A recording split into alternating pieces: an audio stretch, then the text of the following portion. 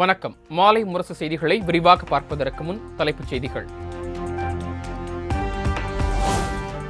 நிலச்சரிவில் சிக்கி காணாமல் போன 191 பேர் தேடும் பணி தீவிரமாக நடைபெற்று வருவதாக பினராயி விஜயன் தகவல்.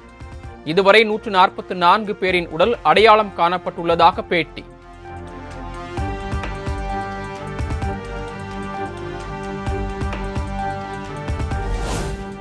நிலச்சரிவில் சிக்கிய 5500 பேர் இதுவரை மீட்கப்பட்டுள்ளதாக கேரள முதல்வர் பினராயி விஜயன் தகவல். 82,000 பேர் முகாம்களில் தங்க வைக்கப்பட்டுள்ளதாகவும் அறிவிப்பு.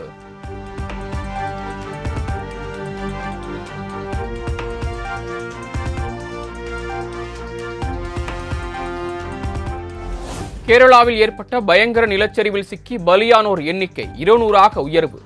தோண்ட தோண்ட உடல்கள் கிடைக்கும் நிலையில் பலி எண்ணிக்கை மேலும் அதிகரிக்கும் என அச்சம்.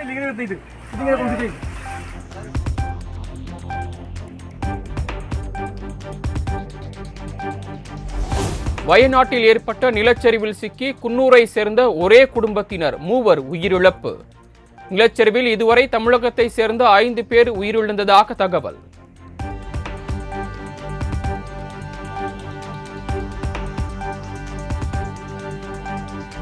கேரளாவில் நிலச்சரிவால் பாதிக்கப்பட்டுள்ளவர்களுக்கு தமிழ்நாடு அரசு சார்பில் 5 கோடி ரூபாய் நிதி உதவி. காசோலையை கேரள முதல்வர் பினராயி விஜயனிடம் வழங்கினார் அமைச்சர் ஏவா வேலு.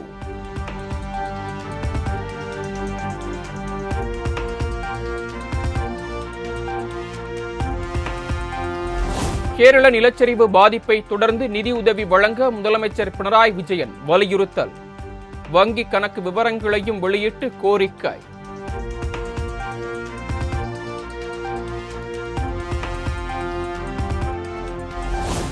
நிலச்சரிவால் பாதிக்கப்பட்டுள்ள கேரளாவுக்கு அனைத்து உதவிகளும் செய்யப்படும் என முதலமைச்சர் மு.க.ஸ்டாலின் உறுதி.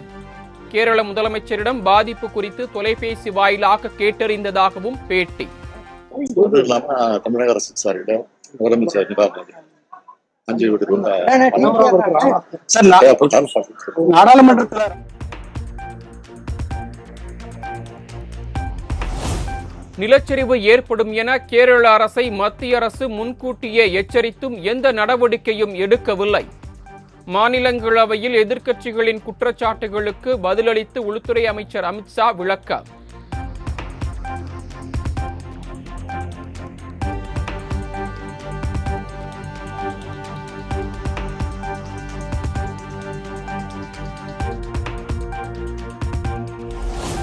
வயநாட்டில் மீண்டும் நிலச்சரிவு ஏற்படும் அபாயம் இருப்பதாக எச்சரிக்கை. மீட்பு குழுவினர் கவனத்துடன் செயல்பட அதிகாரிகள் அறிவுறுத்தல்.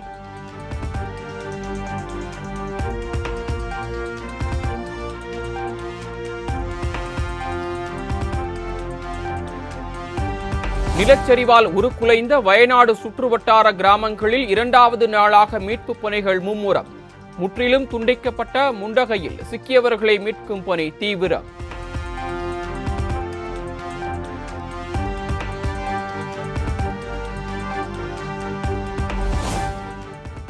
வயநாட்டில் இந்திய ராணுவம் மீட்பு பணிகளில் சிறப்பாக செயல்படுகிறது என மக்களவையில் ராகுல் காந்தி பேச்சு. கூடுதலாக தேவைப்படும் மீட்பு பணிகளுக்கு மத்திய அரசு உரிய நடவடிக்கை எடுக்க வேண்டும் எனவும் வலியுறுத்தல்.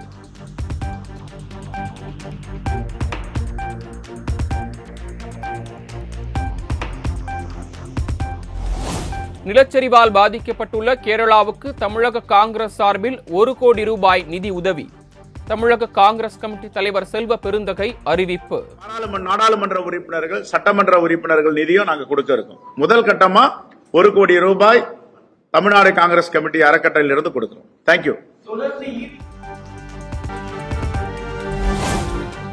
கல்லூரியில் சேரும் அரசு பள்ளி மாணவர்களுக்கு மாதம் 1000 ரூபாய் வழங்கும் தமிழ் புதல்வன் திட்டம் ஆகஸ்ட் 9ஆம் தேதி கோவையில் தொடங்கப்படும் என முதலமைச்சர் மு.க.ஸ்டாலின் அறிவிப்பு. 73,000 மாணவிகள் பயன்பெற்றுக்கிட்டு இருக்காங்க இது வரைக்கும். அடுத்து இதே மாதிரி மாணவர்களுக்கும் 1000 ரூபாய் வழங்கக்கூடிய தமிழ் புதல்வன் திட்டம் அது வருகிற ஆகஸ்ட் 9ஆம் தேதி கோவையில் நான் தான் போய் தொடங்கி வைக்க போறேன்.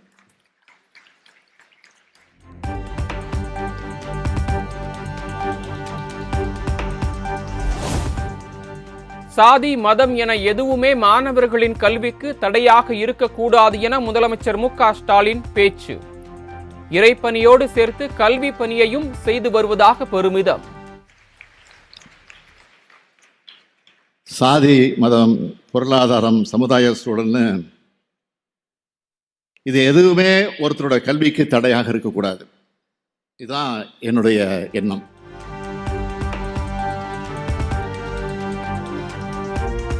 தமிழ்நாடு, புதுச்சேரி, காரைக்காலில் இன்று முதல் 7 நாட்கள் மிதமான மழைக்கு வாய்ப்பு. சென்னை வானிலை ஆய்வு மையம் தகவல்.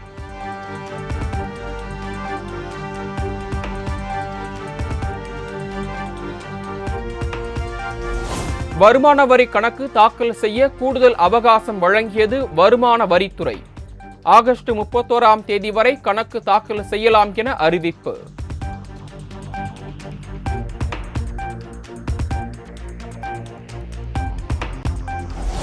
அதிமுக ஆட்சியில் சட்டப்பேரவைக்குள் குட்கா எடுத்துச் சென்ற திமுக எம்எல்ஏக்களுக்கு எதிரான உரிமை மீறல் நோட்டீஸை ரத்து செய்த தனி நீதிபதியின் உத்தரவு ரத்து.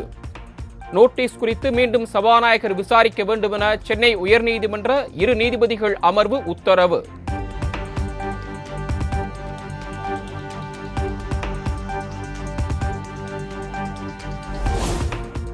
வீடு கட்டுவதற்கான வரைபட அனுமதி கட்டணத்தை உயர்த்தியதற்கு எதிர்க்கட்சித் தலைவர் எடப்பாடி பழனிசாமி கண்டனம். ஏழை எளிய நடுத்தர மக்களின் நலன் கருதி பழைய கட்டணத்தையே நிர்ணயிக்க வேண்டும் என வலியுறுத்தல்.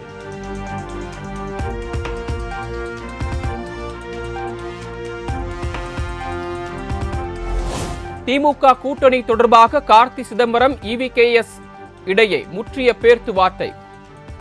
மேலிடம் பார்த்துக் கொள்ளும் என செல்வ பெருந்தகை விளக்கம்.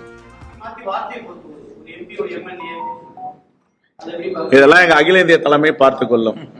தேங்க்யூ.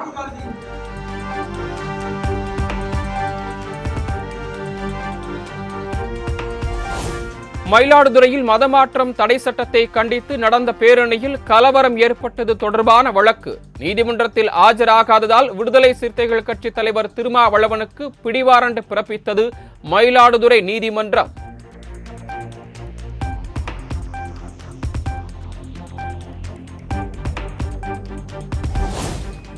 சவுக்கு சங்கரின் பேட்டியை ஒளிபரப்பிய ரெட்பிக்ஸ் யூடியூப் சேனலை முடக்க சென்னை உயர்நீதிமன்றம் உத்தரவு.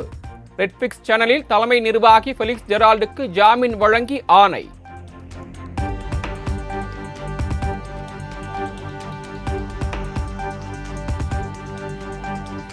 புதுச்சேரியில் ஆகஸ்ட் மாதம் 2ஆம் தேதி காலை 9 மணிக்கு பட்ஜெட் தாக்கல் செய்யப்படும் என சபாநாயகர் செல்வம் அறிவிப்பு. ஆகஸ்ட் 5 மற்றும் 6ஆம் தேதிகளில் பட்ஜெட் மீதான விவாதம் நடைபெறும் என தகவல்.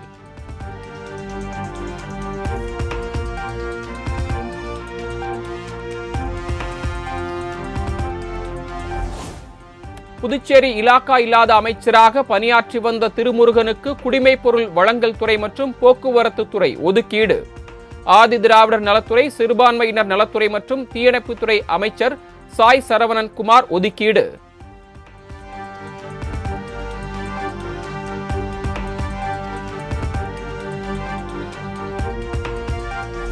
ஒகேனக்கல் காவிரி ஆற்றில் நீர்வரத்து வினாடிக்கு 1,28,000 கன அடியாக அதிகரிப்பு.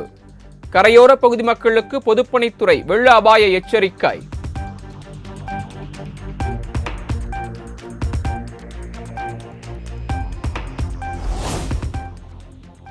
மேட்டூர் அணையில் உபரி நீர் திறப்பு வினாடிக்கு 1,50,000 கன அடியாக அதிகரிப்பு.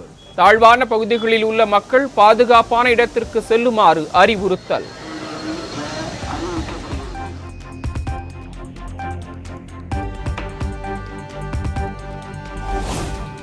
வைகை அணையின் நீர்வரத்து தொடர்ந்து அதிகரிப்பு.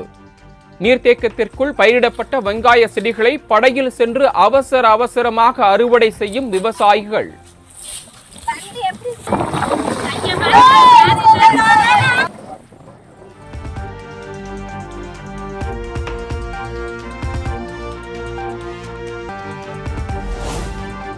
பிரதமர் மோடியுடன் கர்நாடக துணை முதலமைச்சர் டி.கே. சிவக்குமார் சந்திப்பு. மேகதாது அணை விவகாரத்தில் மத்திய அரசு தலையிட வேண்டும் என வலியுறுத்தியுள்ளதாக தகவல்.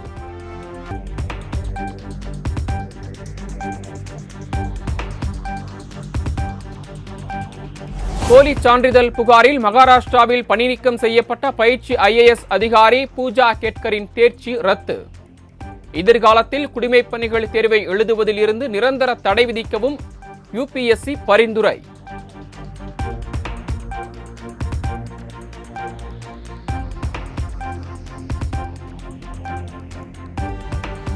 மேற்கு வங்க மாநிலம் டார்ஜிலிங் அருகே சரக்கு ரயிலின் 2 பெட்டிகள் தடம் புரண்டு விபத்து. கடந்த மாதம் இதே பகுதியில் 2 ரயில்கள் மோதிக்கொண்ட விபத்தில் 11 பேர் உயிரிழந்த நிலையில் மீண்டும் அசம்பாவிதம்.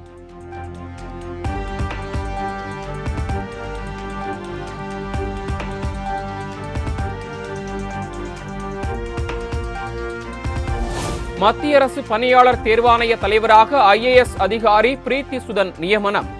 மத்திய அரசு அறிவிப்பு வெளியீடு.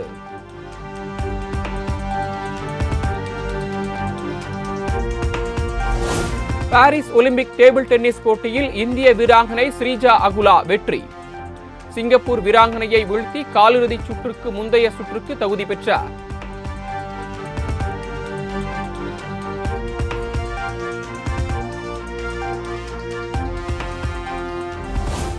பாரிஸ் ஒலிம்பிக் மகளிர் 75 கிலோ குத்துச்சண்டை போட்டியில் இந்தியாவின் லவ்லினா காலிறுதிக்கு முன்னேற்றம். நார்வே வீராங்கனை ஹோப்ஸ்டாடை 5-0 என்ற புள்ளி கணக்கில் வீழ்த்தி அபாரம்.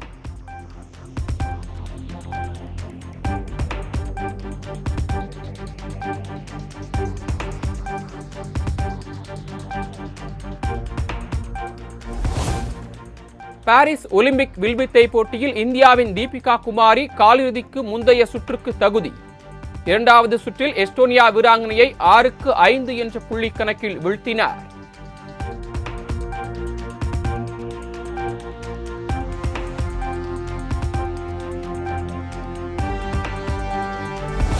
பாரிஸ் ஒலிம்பிக் பேட்மிண்டன் போட்டியில் PV சிந்து காலிறுதிக்கு முந்தைய சுற்றுக்கு தகுதி. 21-5, 21-10 என்ற நேர் செட் கணக்கில் எஸ்டோனியா வீராங்கனையை வீழ்த்தி அசத்தல்.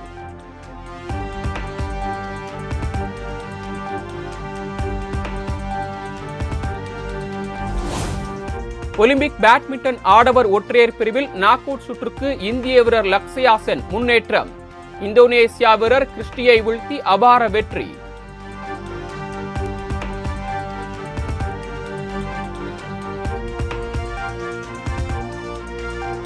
பாரிஸ் ஒலிம்பிக்கில் வாழ்வீச்சு பிரிவில் 7 மாத கர்ப்பிணியாக போட்டியிட்ட எகிப்து வீராங்கனை நடா ஹபீஸ் போராடி தோல்வி.